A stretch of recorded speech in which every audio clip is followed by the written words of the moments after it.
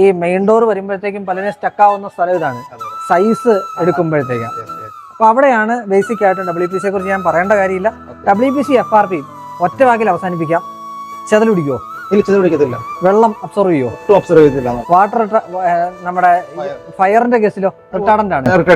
Yes, ഈ 3 പ്രത്യേകത. പിന്നെ ആരൊക്കെ പറഞ്ഞ പലിശ പോകും, തുരുമ്പെടുക്കത്തില്ലാത്തൊരു സാധനം. അതുകൊണ്ട് അത് ഞങ്ങൾ പറയുന്നില്ല.